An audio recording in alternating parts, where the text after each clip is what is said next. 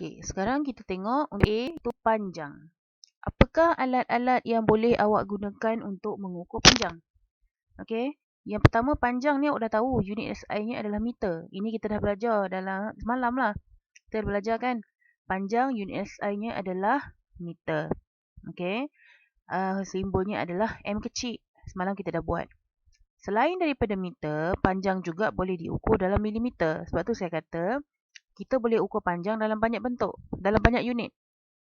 Tetapi unit SI, apa maksud SI yang digunakan secara universal ataupun secara seluruh dunia adalah meter. Tempat lain pun guna juga. Tapi kalau dia nak cakap, dia kata, okey, berapa meter benda ni? Itu maksudnya. Okey, kita hantar rod berapa meter contohnya. Jadi milimeter pun boleh guna. Bukan maksud milimeter tak boleh guna, sentimeter tak boleh guna. Boleh. Okey. Jadi apakah alat-alat yang boleh digunakan untuk mengukur panjang? Alatnya contoh lah, ni bagi contohnya adalah pita pengukur pembaris. Okey, jadi kalau awak tengoklah pembaris awak tu, ada satu senggatan yang kecil-kecil tu. Senggatan yang kecil-kecil tu nilainya adalah 1 mm. Yang kecil sekali tu. 1 mm ataupun 0.1 cm. Okey, 0.1 cm. Okey. Jadi, dia nak beritahu dekat awak macam mana cara awak nak baca untuk mengelak ralat. Ada lagi satu perkataan yang awak kena tahu iaitu ralat. Apa maksud ralat? Ralat adalah bila kita baca jawapan kita salah. Itu maksud ralat. Okey. Ralat ini ada contohnya adalah ralat parallax. Okey. Ralat parallax ni adalah disebabkan oleh kedudukan mata yang tidak betul semasa membaca ukuran. Contoh, kita ada pensel. Awak baca panjang pensel ini tapi mata awak sengit. Jadi awak akan dapat mungkin lebih. Nampak mata awak angle kat sini, dia tarik lebih daripada 6 cm mungkin. Awak akan dapat 6.2. Ralat lah tu, maksudnya ralat. Yang paling tepatnya kalau nak baca panjang, tengok tegak. Ini samalah macam nak buat eksperimen. Nanti saya akan selalu ulang dekat awak. Okay. Okay. Jadi, ini cara-cara yang betul bila awak nak baca menggunakan pembaris. Tegakkan mata awak. Kadang-kadang dia keluar soalan exam, dia tunjuk gambar ni. Tandakan mata yang betul, kedudukan mata yang betul untuk membaca panjang. Jadi, kena tanda yang tengah lah, jangan tanda tepi. Okey, B adalah cara untuk sukat jisim. Apakah alat yang boleh digunakan untuk menyukat jisim? Contoh dia bagi neraca tuas, kita tengok dalam makmal. Tengok sini pun boleh, cari kat internet pun boleh. Neraca tuas. Ini adalah neraca 3 alur. Okey. Ini adalah untuk menyukat jisim. Okey, kuantiti jisim, jisim adalah kuantiti jirim. Kuantiti jirim. Jirim dan jisim tak sama. Jisim adalah kg, kilogram. Okey. Sebab tu masa saya kata itu, kalau kita pergi timbang, kita kata berat kita adalah 30 contohnya. Berat awak adalah 30 kilogram. Sebenarnya bukan berat, itu adalah jisim. Tapi kita dah terbiasalah sebut berat-berat tu kan. Sebenarnya itu adalah jisim. Sebab ia adalah kuantiti jirim yang terkandung di dalamnya. Okey, unit SI bagi jisim adalah kilogram. Jadi kita ada dua alat ni, contohnya kita boleh guna juga penimbang elektronik boleh guna untuk mengukur jisim. Menyukat jisim. Zaman dulu-dulu guna benda ni, dacing ni, untuk menyukat jisim juga. Okey.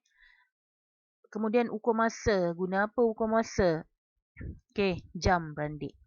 Jam biasa tu pun boleh ukur masa. Okey.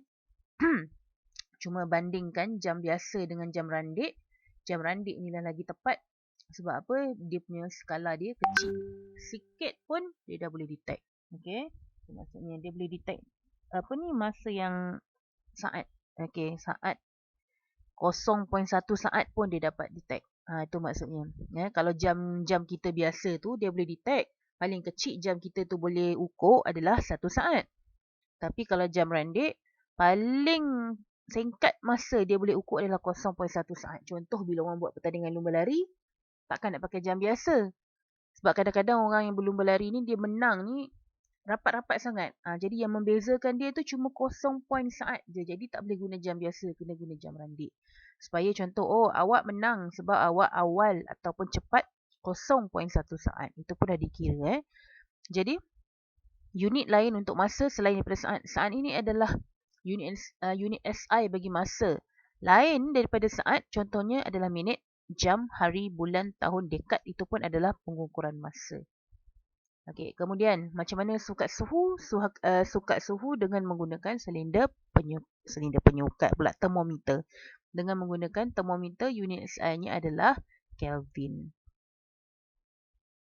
Okey, sorry saya sambil-sambil ni, sambil-sambil PDP sambil saya buat video ni. Okey, jadi untuk suhu kita gunakan termometer. Macam kita belajar hari tu, termometer ini untuk mengukur suhu dan unit SI bagi suhu adalah Kelvin. Okey, selain daripada Kelvin boleh juga guna darjah Celsius. Okey, ini contoh Ini termometer klinik, ini adalah termometer makmal. Jadi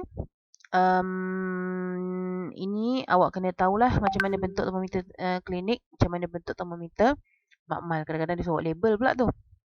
Okey, ini adalah arus elektrik. Okey, macam mana cuka arus elektrik?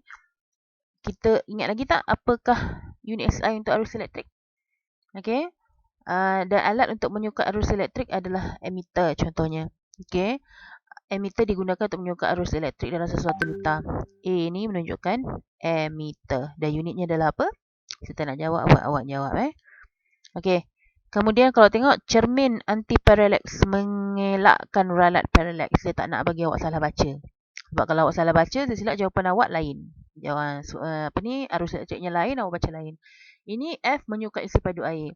Okey, menyukat isi padu air kita boleh guna silinder penyukat. Dan tolong ingat, ini pun ralat juga ni, ralat parallax. Kalau mana ralat? Atas, bawah ralat. Point dia kalau nak baca mesti tegak. Okey, untuk mengelak bacaan awak ada ralat, iaitu ralat parallax, mata awak mesti tegak. Okey, tegak pada arah air. Contoh, kalau awak sengit mata awak ke atas, mungkin awak akan baca jadi 13. Kalau awak sengit ke bawah, mungkin awak akan baca naik ke atas macam tu. Okey, kurang lagi. Okey, jadi itulah maksudnya ralat parallax. Kena berserenjang. Tegak pakai atas paling sesuai dan berserenjang. So, itu